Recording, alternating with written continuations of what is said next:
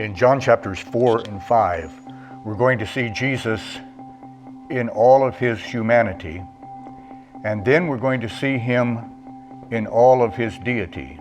He is human and he is divine at the same time. First of all, human. Now, chapter 4 will start out by making the observation that Jesus is making and baptizing even more disciples than John the Baptist. He's having great success. The Pharisees know this. The Pharisees are not happy about this. So to avoid conflict too early in the ministry, Jesus is going to leave Judea and he's going to go north to Galilee. Now, as you perhaps know, the Holy Land is going to be divided into three areas. If we put the Jordan River down here, at the bottom we'll have Judea and Jerusalem. In the middle we'll have Samaria, and at the top we have Galilee. Jews very often would avoid going through Samaria. They would cross the river, go up the other side, come back into Galilee. But Jesus had to go through Samaria.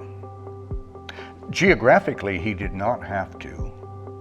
And this must point to a divine appointment, that God wanted him, needed him to go through Samaria.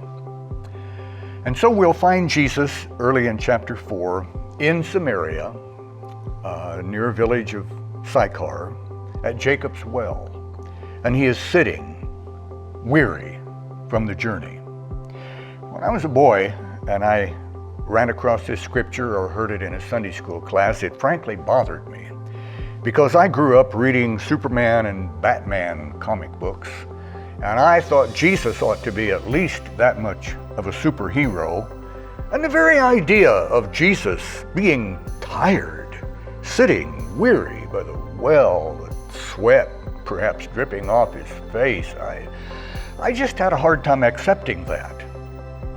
And frankly, all of us as Christians sometimes struggle just a little bit to see the humanity of Jesus when we know that he is also the Son of God. But here he sits, weary, by the well.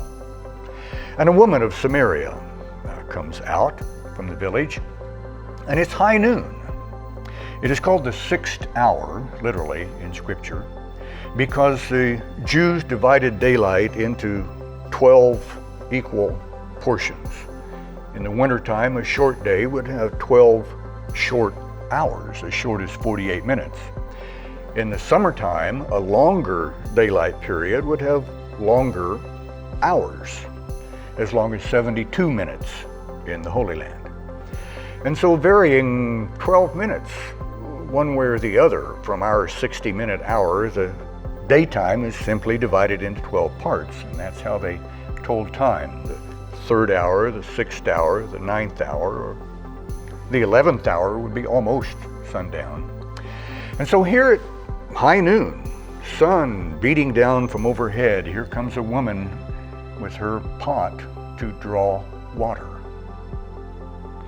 As we learn later that she has had 5 husbands and is living with a man who is not her husband, we read into the text here a bit that she must have been pretty much of an outcast in her village, and she didn't want to come to the well when other women were there and put up with their looks and put up with their comments. And so at a different time, an inconvenient time of the day, she has come out to draw water. It's quite a contrast when you think about it to Nicodemus that Jesus has encountered in chapter 3. He was a man. She's a woman. He's a Jew.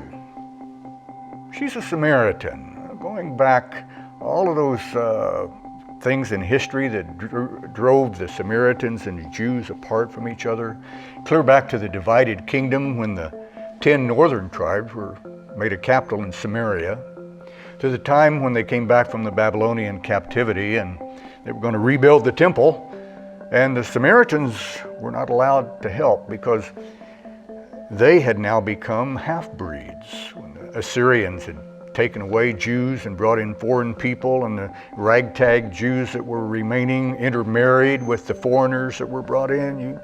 You had people who didn't know if they were Jew or Gentile. They were half-breeds. They were not like the pure-blood Jews that are coming back from Babylon. The Jews wanted nothing to do with the Samaritans. One other time, a little bit later in history, about 106 BC, when the Samaritans had built their own temple to worship, they had their own scriptures.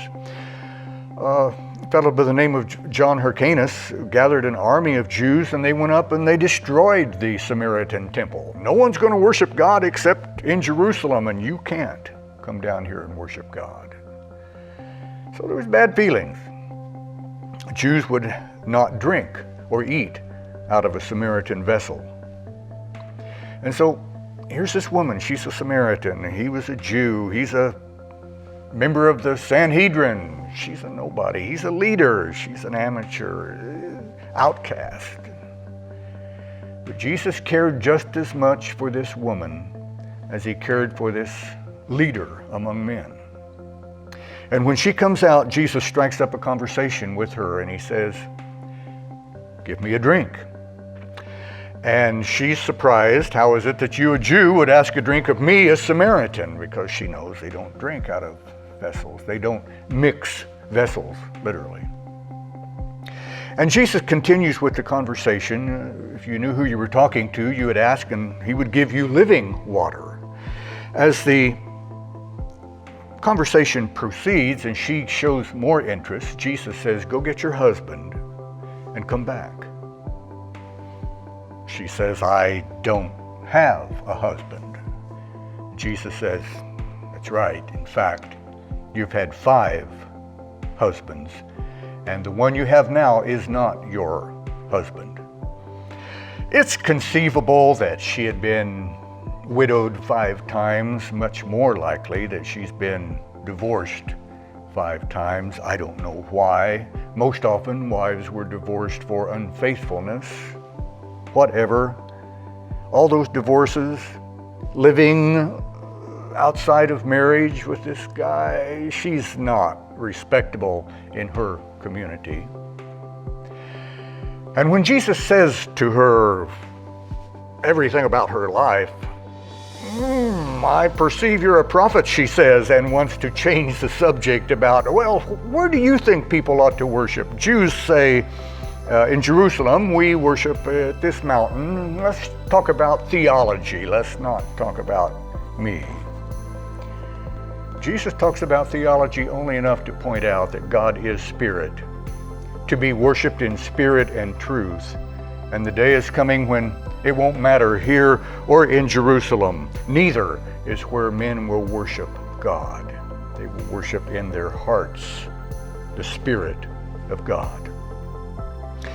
So the woman goes back into town, and the disciples come back, and they are surprised that he's been talking. Now notice your text.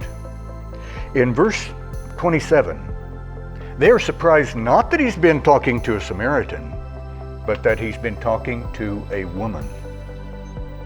They had been taught by their rabbis. It's recorded in Jewish writings even to this day from that time period. A man ought not to have a conversation with a woman even if she is his wife. Women are full of empty-headedness. Women are frivolous, vain, inquisitive, greedy, and lazy. They said all kinds of terrible things about women. And the disciples are surprised that Jesus would talk to a woman. A little bit like Mary and Martha, when Martha thought Mary didn't belong at the feet of Jesus. Listening, she belonged back in the kitchen with Martha. Another time, another place. But Jesus is talking to a woman, and he also wants to tell the disciples about the harvest. It's plentiful. And as the people of Samaria began to come out from that village city of Sychar, and they began to see, the disciples see them streaming out over that half-mile distance from the village to the well. Lift up your eyes, the fields are white to harvest already. It's a great time. Now, that's not all that's in chapter 4, and we need to move along. There's another event at the last half of chapter 4 thrown in.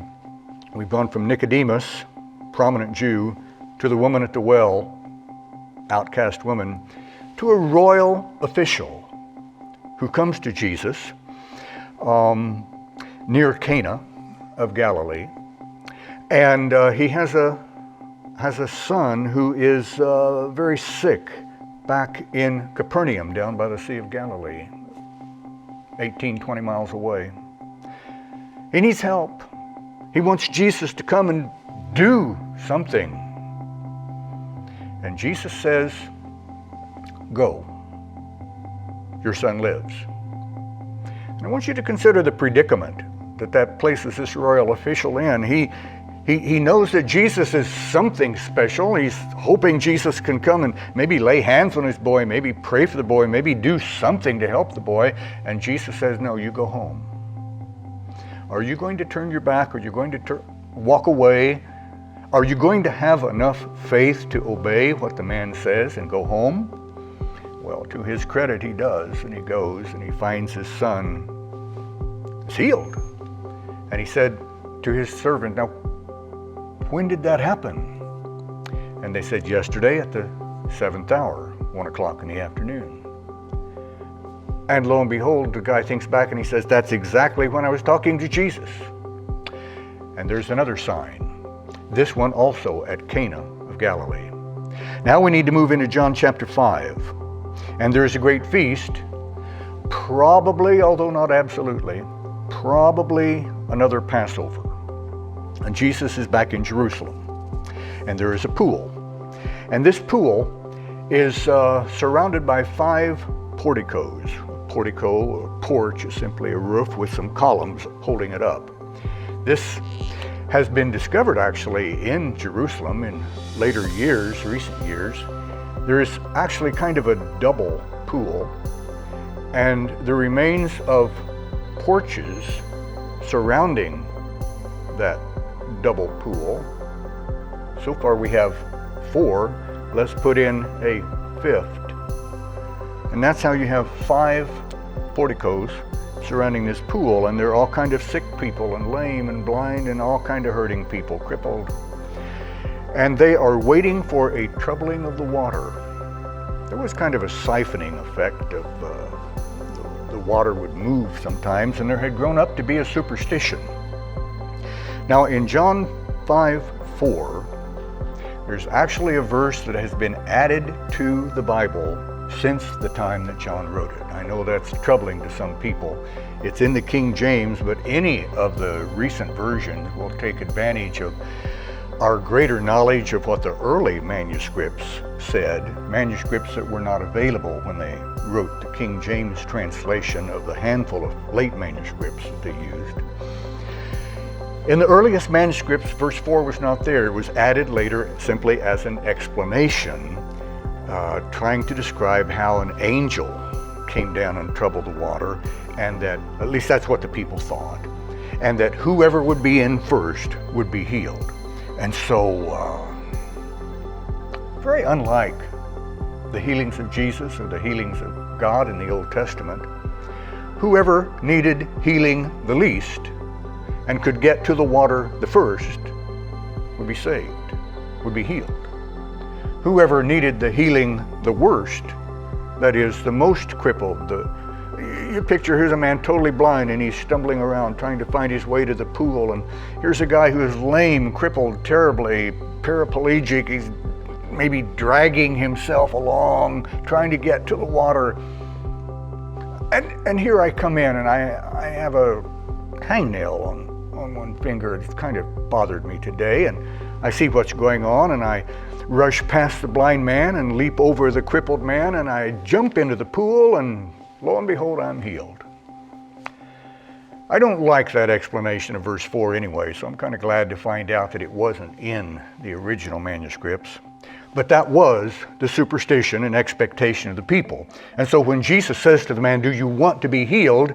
he says something that sounds strange, actually, when he says, "Well, I don't have anyone to throw me in the pool." You would take a crippled man and throw him in the pool. But with that local superstition, it does make some sense. And so Jesus heals that lame man. He's been lame for 38 years. This is not a mind over matter situation. And he's instantly, completely, and totally healed. That's a wonderful thing, except it was on the Sabbath. And the Jews object. You can't do this on the Sabbath. You can't work on the Sabbath. And Jesus said, my Father works until now, and so do I. God works every day, supporting the world, sustaining the world. My Father works until now, and so do I. Oh, that made the Jews angry, because Jesus called God his own Father. And if you look at verse 17, that indicated that, well, he's committing blasphemy. He calls God his own Father, making himself equal with God. And then comes Jesus' response to their accusation and their concern. He does not say, oh, no, you misunderstood. I did not mean to imply that God is my Father in a unique sense, only that we're all sons of God. No, he doesn't say anything like that. He says the Son can do nothing of himself, only what he sees the Father doing. Okay, so far so good. But as you read through the following verses in this sermon on deity, I want you to understand carefully that Jesus says 3 times, for emphasis, he says, the Son can raise the dead. He can give life to whomever he wants to. And the Son has all power of judgment. Raise the dead, judgment day. Raise the dead, judgment day. He goes through that 3 times for emphasis. And especially at one point, I am so impressed when he says that the Father has given the Son the right of judgment because he is the Son of Man. Here's how I understand that. If on Judgment Day, only God, the Father, sat on the throne to pronounce judgment on me, I might be tempted to say, you don't understand. You've never been here. You've never walked in my shoes. You don't know how hard it is to resist temptation. You have no right to pronounce judgment on me. Pretty bold and pretty foolish for me to talk back to God, but I might feel that way. But God's Son has walked this earth. God's Son has been here, walked in my footsteps, or I in his. God's Son has been tempted in every respect just as we are, yet without sin, according to Hebrews 4:14-16.